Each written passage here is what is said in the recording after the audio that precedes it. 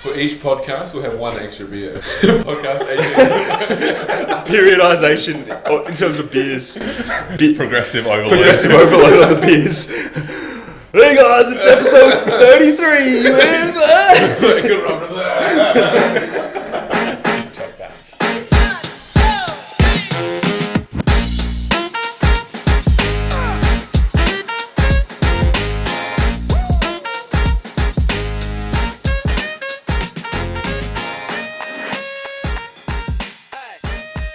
Yo, welcome to the first episode of It's All You Bro, the gym and fitness podcast that tackles the big issues in a lighthearted, entertaining manner. I'm Ned and I'm joined here with my co-hosts, Ryan and Cal. Boys, Yo. what's going on? Hey, what's happening? Yo, what's happening? Oh, Ep1, we're here. We got the beers, we're here, we're chilling. A bit of not really a pipe dream, but just threw this one out for the lols during COVID. And then we might get locked down again, so we're setting it up in advance this time. But no, it's pretty hilarious that we're here. But I feel like we talked about we all kind of have podcast conversations anyway. Yes, I like Ryan. how we started it after COVID instead of at the start of COVID when we had more time. But There is no after COVID. Yeah, true. There is no after First COVID. wave. The first, second wave.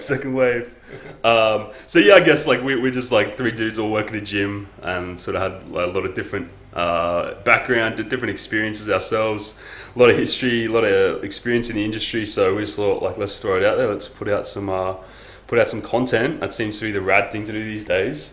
And we're not the gurus of the industry. We're not the smart. Oh, Callum's the smart guy on the panel. Actually, to be honest, me and Ryan here I was like, let's not sell ourselves short. Callum's pretty smart, but we're not the top dogs. But we're probably like the most entertaining and smart. The perfect mix. The perfect mix. It just puts it Edutainment. Edutainment. So yeah, we'll do some personal intros in a second with each of us. But I guess in general, the pod, we're just gonna hopefully we will actually tackle some issues. We will talk about some stuff in the gym, some training stuff, some industry sort of stuff. I guess, as I said, we've all worked in the industry, fitness industry for quite a few years, in different kind of capacities as well. So I think definitely, and we're hoping to have some guests coming up. So we'll have some guests on the pod. So that should be good. But let's get into some intros. So. Ryan, let's start with you, bro. How did you get into sort of training yourself in the gym, and then how did that kind of transition to you working in the industry, I guess? Yeah, so Ryan here. I first started lifting back when I was about 15 years old, and that was mainly because Years ago. About 17 years ago. 70. How many days though? Like, what's the actual date of birth? Can you just tell the fans now? All three of our mums that are the only people listening to this. Well, my mom's not listening, don't worry. Yeah, so you're 15. 15, started lifting. Is that over here or no? Yeah, in Australia. I did most of my schooling here in Australia, all the high school, most of primary. But all 3 years of high school. Yeah, both of them. 3 minutes in and we're just already just ripping on Ryan. And the main reason was because I needed to put on some size to play rugby, to be able to tackle better, to hit better, and actually be able to take some of the hits as well. And so started that in my garage at home. The old man taught me how to technique, and then after that went to a gym next door to my school, which was actually my first gym I worked at many years later. And so that's what got me into lifting, and I've now been in the industry officially for 8 years. And I guess it's one of those things where I've taken what I've learned practically and tried to apply it as well as I can with my clients, and progressively overloading my learning along the way. 8 years. 8 years. Yeah. How'd you go from? I started at 24. What? How many days though? What's your day? Well, yeah, but so how'd you? So you did Cert 3 and 4? Yeah, did that out of high school. Out of high school, yeah. Yeah. Just because.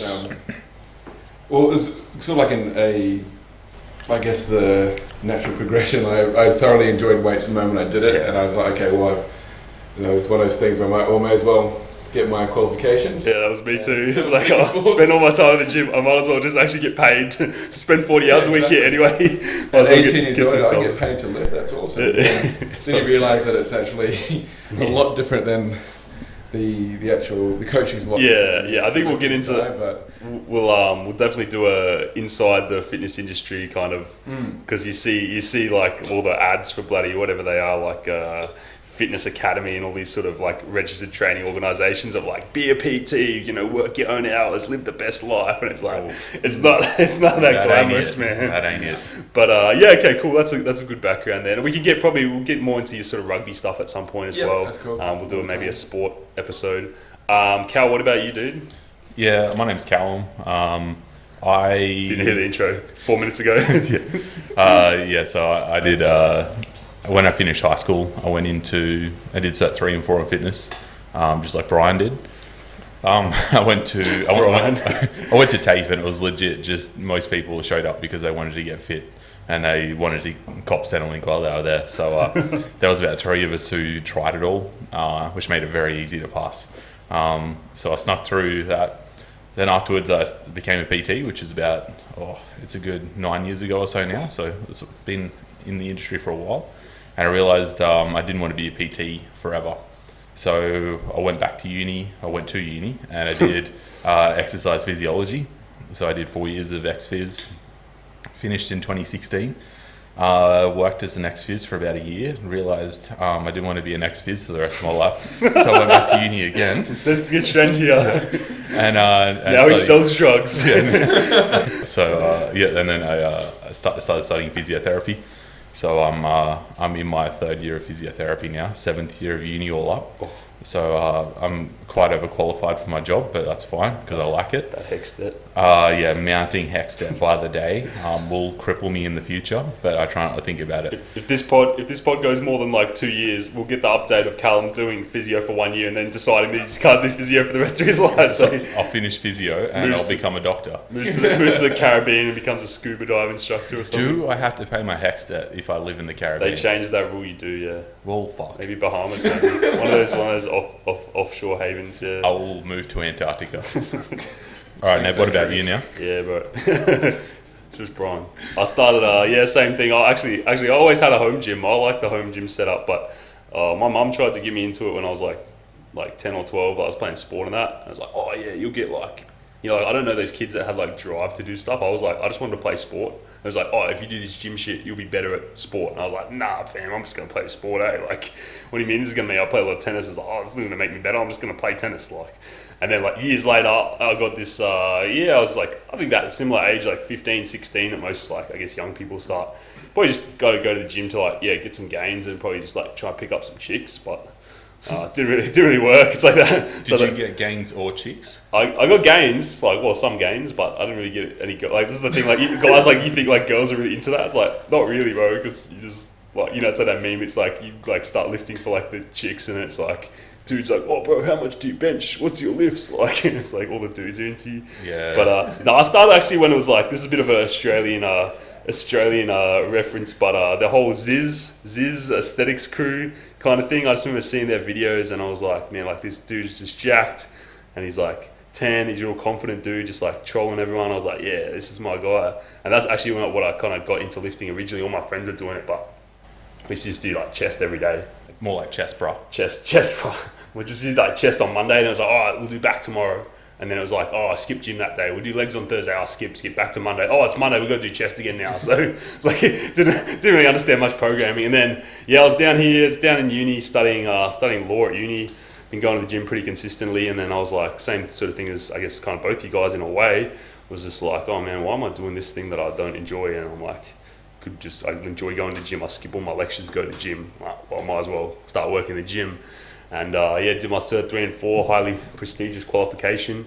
And after many years of study, I managed to graduate. Many weeks of study. Graduate with many months of online course. And managed to graduate with honours in my Cert 3 and 4. Oh, well done. How was the next step for that one? Quality. Yeah. And then started working as a PT in a big box gym. So like literally first week was like 20 other trainers and just like, all right, start paying us money. Here you go. Here's some sessions. Like sort your life out. I was like, oh, this isn't what they told me about at the academy. Like, so, but it's been good. It was a good experience. I think like there is that initial bit for a lot of people where you kind of get into like the capacity of being like self-employed and you're like, oh shit, they kind of have to make it or break it.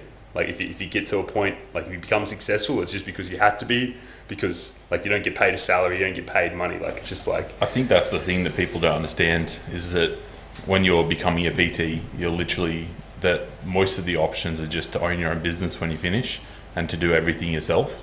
Like, you may have people that will help you a little bit along the way, but you still have to, at the end of the day, it's down to you to run the sessions, to make the money, to pay the bills, to do all those things. Like, you don't really get a salary. Yeah, I think this would be good to talk about because obviously, Cal, you're in the sort of the allied health kind of sector. I guess by definition, not necessarily by practice so much. I don't even know anymore. Hey, just blurred lines. And then like Ryan's sort of been the purest kind of PT route, and sort of like developed that a lot over the time. And then I'm sort of in management more so now, so kind of transitioned from that PT to that actual kind of salary employee kind of position. So it'd be interesting probably to do a pod maybe on the actual, the industry sort of side of things. So I don't think there's a lot of that out there. It's a lot of like the actual training, the actual in the gym stuff, but in general sort of more industry stuff. So stay tuned for an upcoming pod. We'll do that topic. But yeah, I guess like kind of carrying over from what we just spoke about. What's now, we've all sort of said how many years, like it's probably, well, if you guys are 8, 9, I'm 7 now, 6 or something like that, that's like almost 25 years almost combined experience. That's like 23 years. That's a lot. So what's one thing now, given your sort of knowledge, your experience over all the years, that you would tell your like first day in the gym self, what to do? Like, what's one piece of advice you'd carry over to that, Brian? Yep, the one thing I'd say is use half-kilo plates as increments. Oh my god! So some new guy listening to this is like, "Oh man, that's the secret." Mate, I'll tell you what it is. We're gonna clickbait the shit out of this. We've all chucked the 20s on, chucked the 10s or maybe the 5s, but never the 2.5s or 1.25s. What's a but 5? There's half-kilo plates. What's a 5? I've never heard of that before. And it really, I guess it makes the practical application of leaving your ego at the door. It's like that sort of thing. And I think that's really, it's one thing I do currently, with clients and my own training. But I think it's that sort of mindset more so than maybe the actual half-kilo sort of thing. Yeah, more like knowing that you can have slow progressions and add a rep here, add a set. Yeah, there. Don't ego lift basically. Pretty it's like much, the larger, But we're gonna clickbait that, like the hidden secret of Ryan's half-kilo. Ryan's hidden secret that the pros don't want to tell you about. What about you, Cal? wait till Brian finds out about 0.25 kilo plates. The hidden secret. We order them in him. My big tip would be to either read books, or if reading's not your jam, watch YouTube about content. Find people who put out good content and stuff that's reputable, that's evidence-based, and read or watch.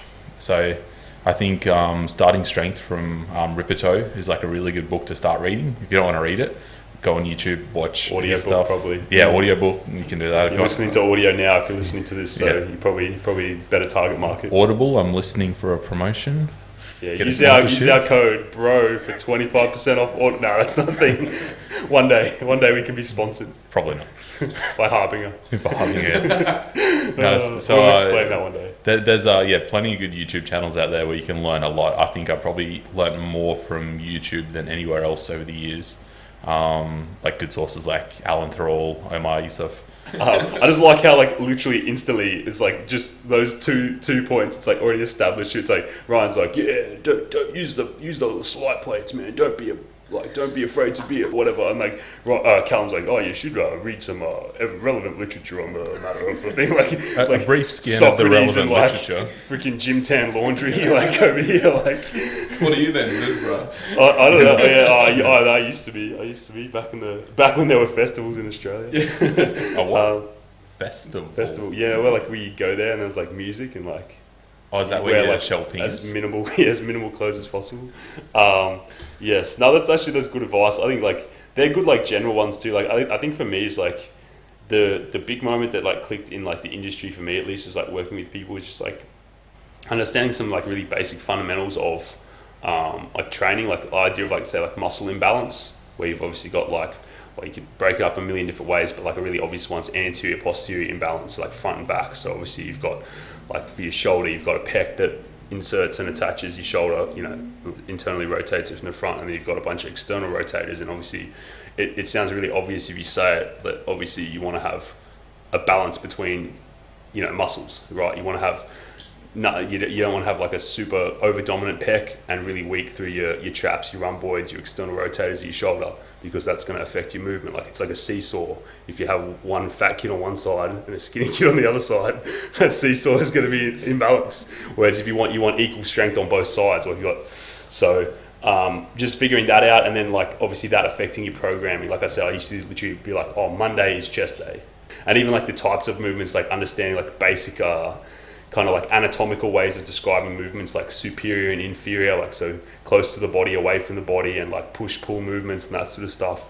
Just understanding how to like, I guess, program for kind of balance. And I think long term, if you can do that stuff right at the start, when you've kind of got like no real, it's just like a blank canvas at the start, right? So if you start sort of strong, I think you set yourself up. You don't have to go back. Like I think we've probably all got things where we've done something wrong for a period of time, and then we've had to like actually expend energy and time to rectify that, like after the fact, like years down the track, and like actually like sort of rehab or prehab something or whatever it is. And I certainly found that like once someone explained that to me, I was like, that makes so much sense, but I never really thought about it sort of that way. So that's maybe a bit more of a specific kind of thing, but I guess we can, with some of the guests, like I think we can get coming up, so we'll have maybe some more really in-depth sort of topics and stuff, talking about types of things like this. But I think that's a good one to start. And like I guess like going from there, sort of what's like just in general, what are some sort of newbie kind of mistakes that I think like people make in gyms? Like I think we see like stuff all the time, like obviously you work in the industry, and like I think it's like people think like it's bad to laugh at stuff, but like with the 0.5 kilo plate or whatever, like I just remember like being like, oh, I can't wait, I'm just going to try the next set of dumbbells up for this like press, or I'm going to try like just add another, every single week you're trying to add weight. So I think there's like a lot of like what do you reckon, like if we did like a top 5 noob mistakes in the gym? I think maybe trying to do an exercise without understanding what the purpose of the exercise is. Like the old rotator cuff using a dumbbell where you're just standing up and not like on your side or in the right position. Like get an idea of what you're trying to target when you're doing an exercise, and how you can position yourself or use the correct weight or any of those sorts of things. Just not even exercise. I think like that's like maybe like the macro version of my point of like just like what's the actual intent behind what you're trying to achieve. Yeah, absolutely. Like in general. And on that too, like even more, something more common, like a lats pull down, and making sure it's not a lap pull down, as old Scott Goble talks about. Oh, right. Yeah. So making sure that obviously you're not trying to bring the weight too far down a lap pull down that it turns into internal rotation, like things like that, which a newbie might think, oh, that's it, the goal of it is to get this bar as far as I can down, rather than stopping it internally, chest or your nose sort of thing. But what are we trying to train? How does that muscle move, or what's the movement that would work the best? Let's do that movement. I think that's super good. The thinking about movements or exercises in terms of muscle rather than like visual cues, like a bar path, like moving the like a lat pull down is a perfect one. It's like, okay, like if you read something about like range of motion, you're like more range of motion is better in general. So you do a pull down and you go, okay, well I can stop here, or I can internally rotate and do a muscle up progression. It's obviously an advanced movement, but like that's because people are thinking of like it visually. And like this is something I do with clients over the years, where it's like initially they need visual cues to, you're basically kind of like shortcutting the way they can get there. Like if you do this and this and have your knees in this position and that, you physically can't perform the movement without activating the muscles we want. But a better metric is just like supersede that step altogether and just think about the muscles from the start. So again, in like a lat pull down, it's like if you explain to someone, well, here's what you're trying to do. So if you come internally rotated, you actually disengage your lats. So it's like defeats the purpose of the exercise, where like that's you're thinking about muscle or like a hypertrophic, or building muscle for a subsidiary purpose rather than just doing a movement from point A to B, sort of thing. I think that's like a good one in general. What else, Brian? I think not being afraid of doing stuff that you don't really like. So for example, a lot of guys would say, I'm thinking generally here, but don't want to squat because it's really hard, or don't want to deadlift because it's really difficult, like things like that. And then saying, okay, maybe getting coaching from it, and especially as 3 guys here, we could say that we're probably least likely to go to a personal trainer because we feel like we know it all. So I think having that sort of goes back to leaving the ego at the door and actually getting proper coaching on those so that you can do things safely and lifting long term rather than lifting for just this workout and putting everything into that. So yeah, not being afraid of doing hard training sessions or training exercises. Yeah, I feel that in terms of like even like muscle groups, like you said, so like I think there's like stigmas and stuff. Obviously, like glutes and stuff like that are like, yeah, oh, it's a girl exercise, or like I'm not gonna. And I think like some of the reason dudes like starting out don't want to do these compound movements because like the chicks lift heavier than them, like at squats and deadlifts or like hip thrusts or whatever.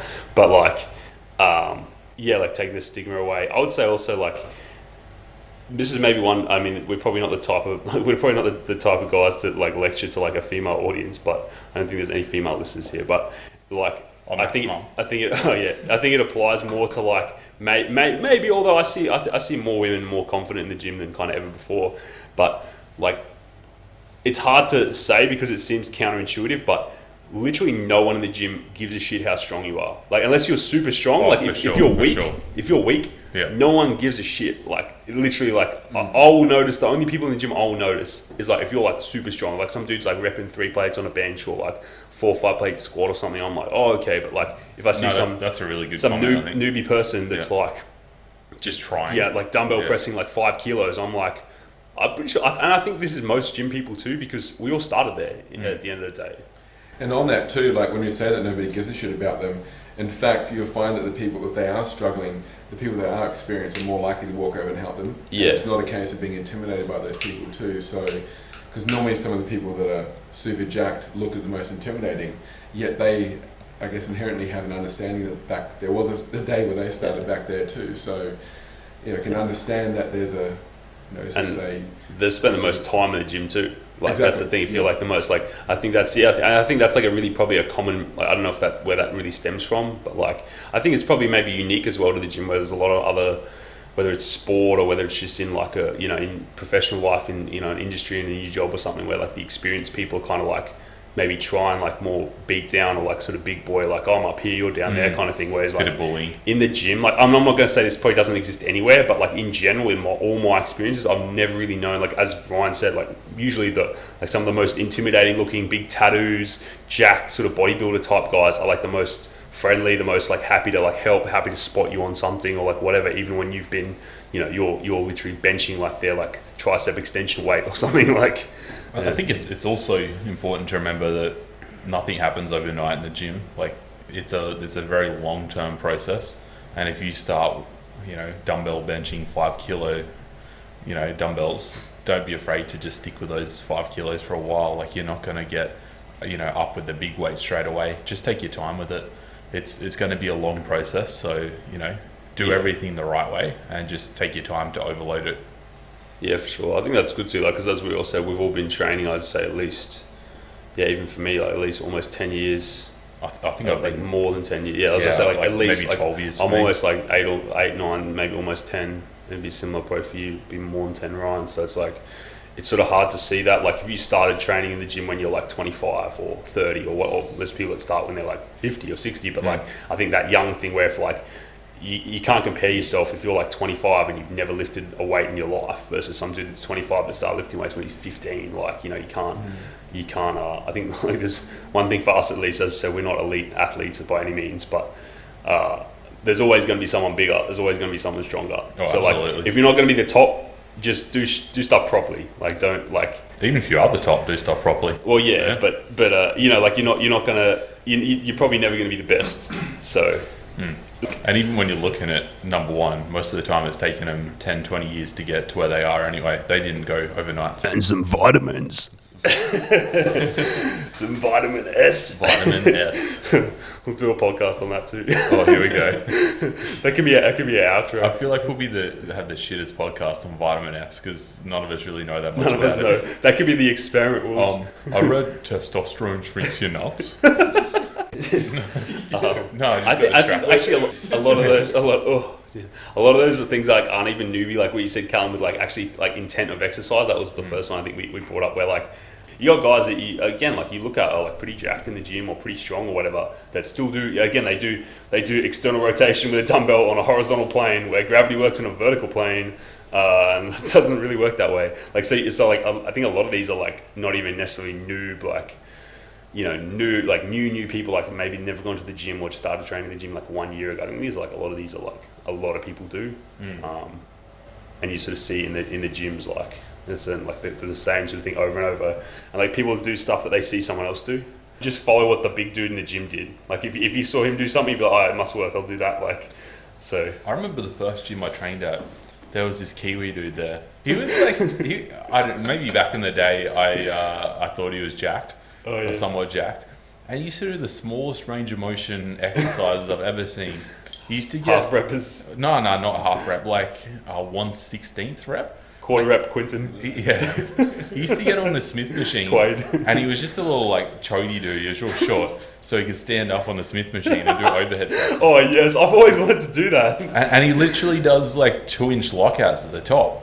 But I was like, oh, this dude's, he's doing something. Because like even when my first like days in the gym, I was like, oh, that ain't it. That's not what you want to be doing. But somehow this dude somewhat jacked doing 2 inches range of motion. He's a manlet, bro. Everyone looks jacked if you're 5'2". Well, I think he's just in the gym doing it every day. It's just that like you said, it's time. You just spend a lot of time doing stuff. Oh yes. I wouldn't recommend anyone else to do it, but maybe it's working for that one guy. This big guy at one of the gyms I worked at, where he came in. I think he was like a Korean or something, dude. And he came in full skin suit, like wetsuit style, like neck to like full legs as well, skin suit. Back when skins were like a big thing. No. Like after skins were a thing. Like this is like 2016, man. You need that compression. But nothing else. He only wore that. He didn't wear pants or anything, right? but anyway, this dude used to. I think he only ever did pin loaded machines and Smith machine. I don't think he did any free weights. Although he did like real like small range of motion rack pulls. But he basically only did machines.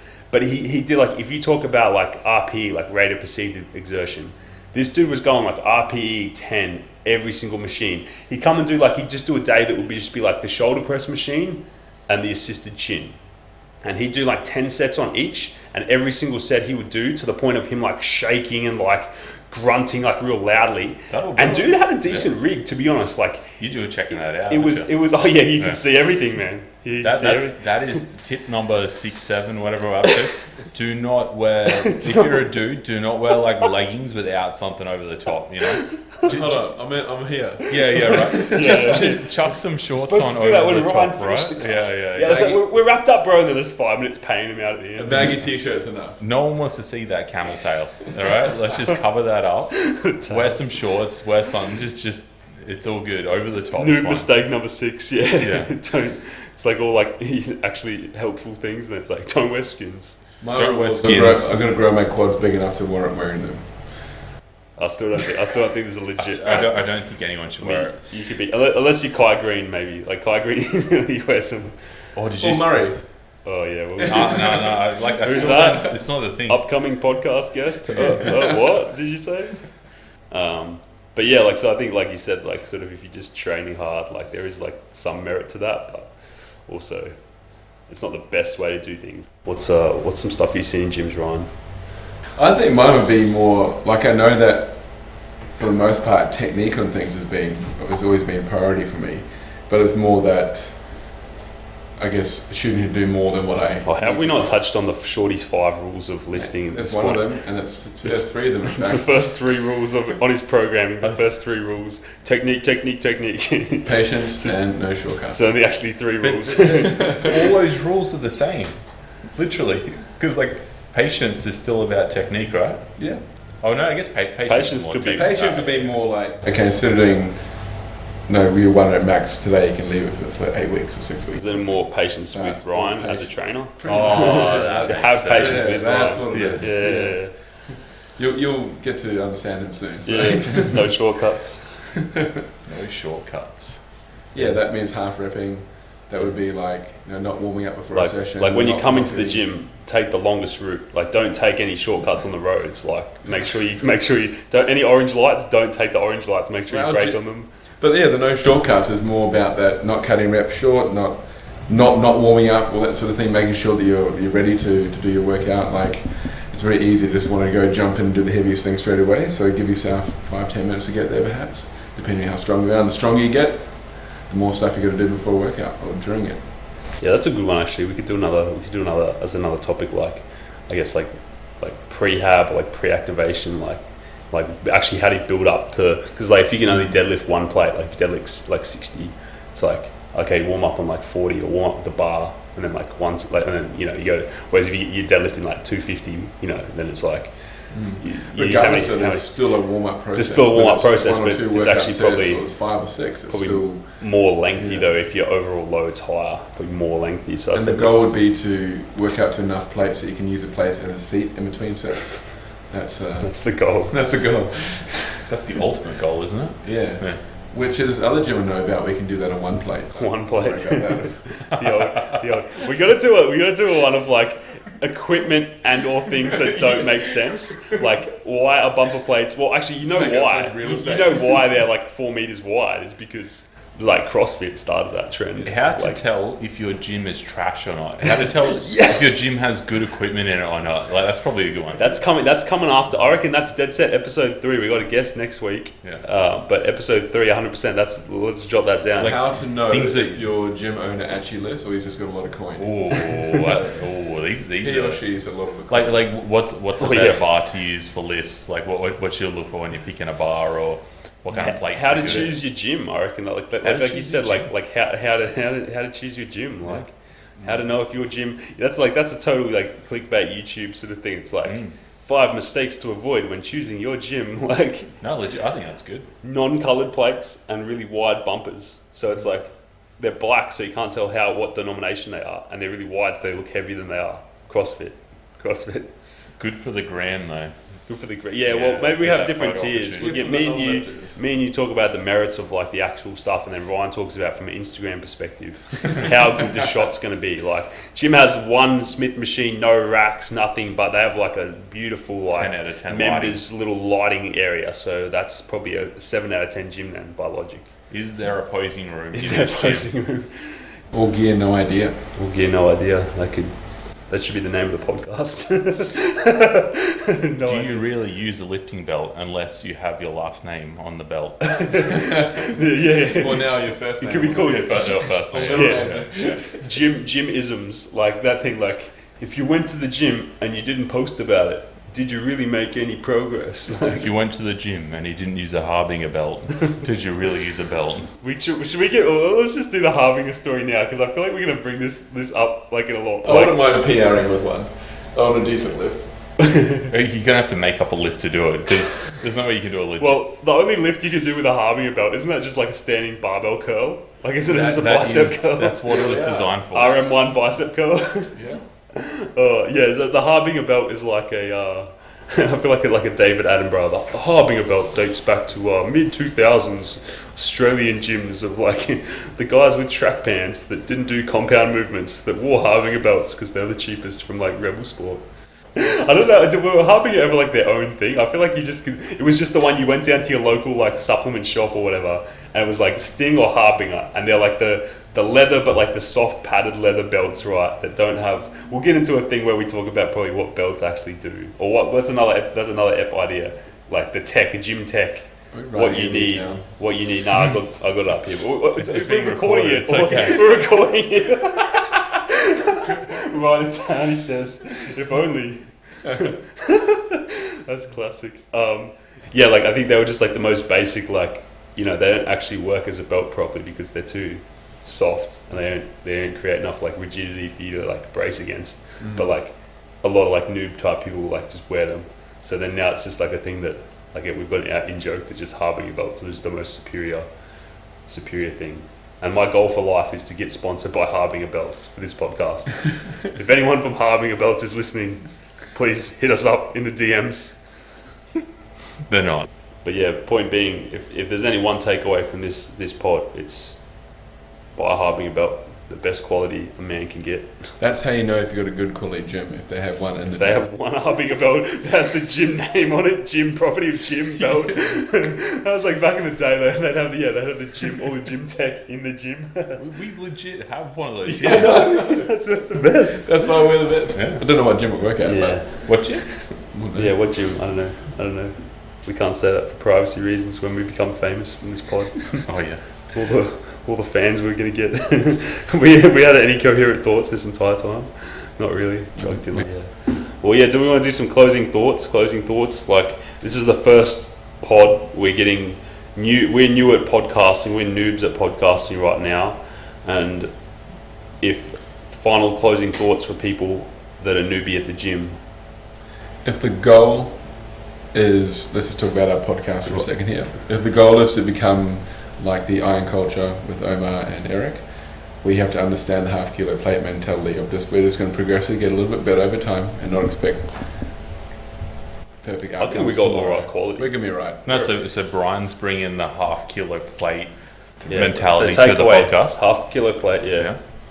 So I guess then I'll stick with the reading shit and education from my aspect. So that's what I'll be bringing to the table. Well, I talked about imbalance, so I'm keeping the balance of between these two sides, between the half kilo ethos and the book ethos. Oh, look at Bring this. the nerds and the bros together. That's a perfect way to sum up this podcast. I think it's the unity of the nerds and the bros. I think at heart, There we go. I'm a gym Bro at heart, but also a little bit smart.